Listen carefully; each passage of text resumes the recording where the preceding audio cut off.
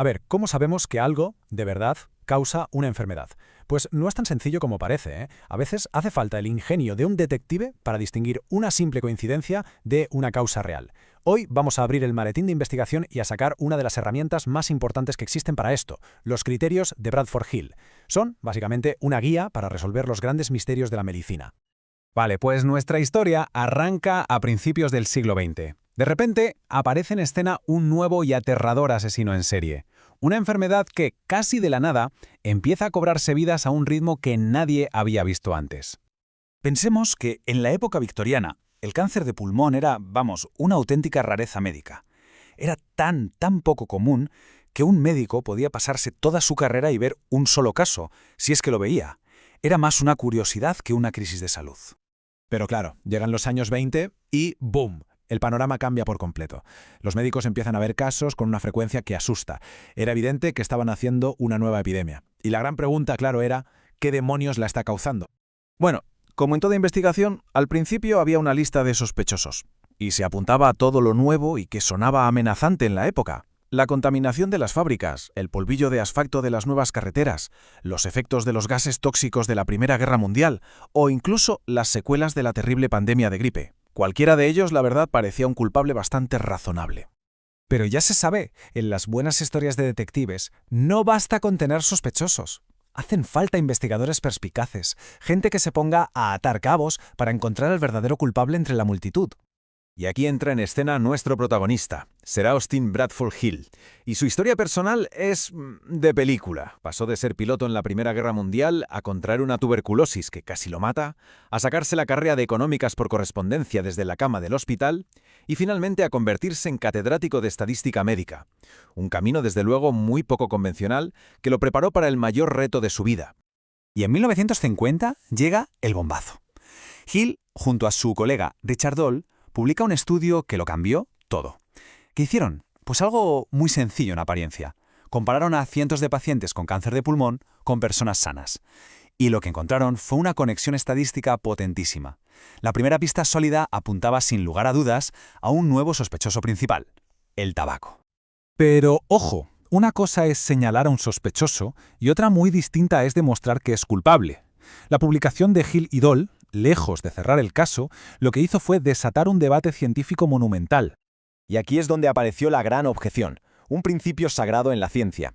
Que dos cosas pasen a la vez no significa que una cause la otra. Es el error clásico. El ejemplo típico es el de los helados y los ataques de tiburón.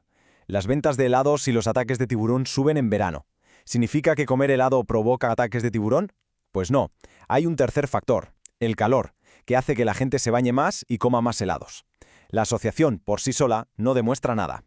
El debate se volvió feroz. Por un lado, Doll y Hill decían que la evidencia estadística era simplemente abrumadora. Pero en la otra esquina del ring estaba una de las mentes más brillantes del siglo, Sir Ronald Fisher, el padre de la estadística moderna. Y Fisher, que por cierto era un ávido fumador de pipa, lanzó una pregunta muy inteligente. ¿Y si hubiera un gen que predispone a la gente tanto a fumar como a desarrollar cáncer de pulmón? Su crítica se resumía en esa frase, que se ha convertido en un mantra. Correlación no es igual a causalidad. Y claro, con el prestigio que tenía Fisher, su escepticismo sembró muchísimas dudas y obligó a todo el mundo a exigir un nivel de prueba mucho más alto. El caso se había complicado, y mucho. La comunidad científica, de repente, se vio en una encrucijada. Ya no bastaba con seguir acumulando datos. Hacía falta un sistema, un marco de pensamiento, una forma de juzgar toda la evidencia para poder decidir cuándo una simple asociación podía considerarse, con un mínimo de confianza, una relación de causa y efecto. Y esa solución llegó en 1965. Pero no fue una fórmula matemática ni un experimento revolucionario. Fue un discurso. En ese discurso, Austin Bradford Hill le ofreció a la ciencia justo lo que necesitaba: una caja de herramientas intelectual para enfrentarse a este tipo de debates. Ahora, lo más interesante de todo es que el propio Hill fue muy claro desde el primer momento. Esto no era una lista de mandamientos para seguir a rajatabla. Él mismo dijo: ninguno de mis 9 puntos de vista puede aportar una prueba indiscutible, y ninguno puede exigirse como condición indispensable. Eran simplemente guías para pensar, no reglas para obedecer. Venga, pues vamos a abrir esa caja de herramientas. Hill propuso 9 puntos de vista para analizar la evidencia. Veamos los más importantes en el caso del tabaco. Primero, la fuerza de la asociación. El riesgo de cáncer para los que fumaban mucho no era un poquito más alto, era 40 veces superior. Eso es una auténtica barbaridad. Segundo, la consistencia. ¿Era un hallazgo de un solo estudio? Pues no. Se repitió una y otra vez en docenas de estudios en países diferentes con gente distinta y el resultado era siempre el mismo. Tercero, y este es el único que no se puede negociar, la temporalidad. La causa tiene que venir antes que el efecto. Y por supuesto, la gente fumaba durante años antes de que apareciera el cáncer. Y cuarto, el gradiente biológico, o sea, a más dosis, más efecto. Pues sí, sin duda. La mortalidad subía como la espuma a medida que aumentaba el número de cigarrillos diarios.